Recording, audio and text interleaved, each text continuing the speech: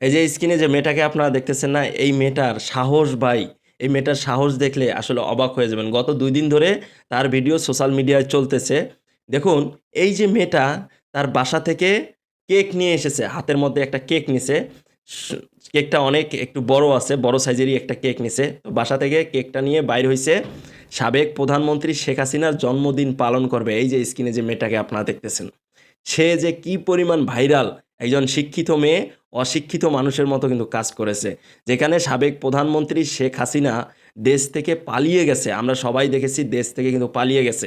এবং বাংলাদেশের যেগুলো সোশ্যাল মিডিয়া এবং বড় বড় যে টিভি চ্যানেল আছে, এগুলোতে কিন্তু সংবাদ প্রচার হয়েছে যে বাচ্চাটা ২ বছর বয়স হবে, সেই বাচ্চাটাও কিন্তু বলতে পারবে যে সাবেক প্রধানমন্ত্রী শেখ হাসিনা দেশ থেকে পালিয়ে গেছে।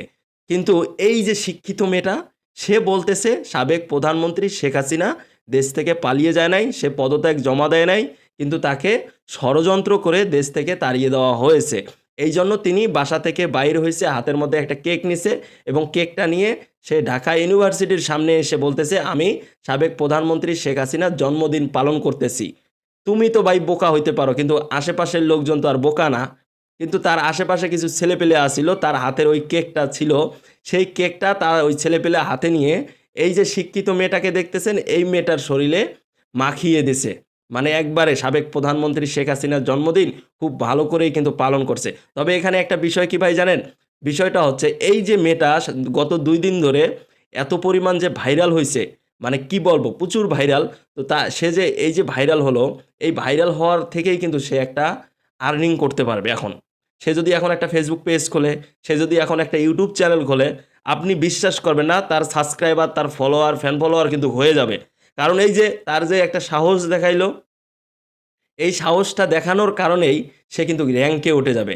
এবং আপনারা জানেন ফেসবুক থেকে ইনকাম করা যায়, ইউটিউব থেকে ইনকাম করা যায় শুধুমাত্র ভিউজের কারণে। সে যদি একটি পেজ খোলে, একটি ইউটিউব চ্যানেল খোলে, সে ইনকাম করতে পারবে। সে অলরেডি কিন্তু একটি ফেসবুক পেজ এবং অলরেডি একটা ইউটিউব চ্যানেল এগুলো কিন্তু খুলে ফেলেছে ইনকাম করার ধান্দায়।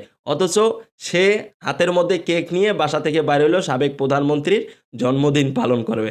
তাহলে তার এই সাহসটা দেখেন। তার কি একটুও ভয় লাগে নাই যে আমি যদি সাবেক প্রধানমন্ত্রী শেখ হাসিনার জন্মদিন পালন করার জন্য ঢাকা ইউনিভার্সিটির সামনে গিয়ে দাঁড়াই, তাহলে আমার অবস্থা কি হবে? সে একটাবারও কি ভাবে নাই? কিন্তু ওই যে রাস্তায় যে ছেলেপেলেগুলো ছিল তার সামনে, তারা কিন্তু তাকে অনেক উত্তেজিত করেছিল, অনেক ভয়ভীতি দেখিয়েছে। অথচ এই শিক্ষিত মেয়ে তেজ দেখিয়ে, মানে শরীরের তেজ দেখিয়ে তাদেরকে ভয়ভীতি দেখাচ্ছে যে আমি তোমাদেরকে দেখে নেব, আমি তোমাদেরকে ছাড়বো না। বিভিন্ন কথাবার্তা ভাই, মানে সে যে কি করতে পারে সেটা কিন্তু আমরা দেখেছি।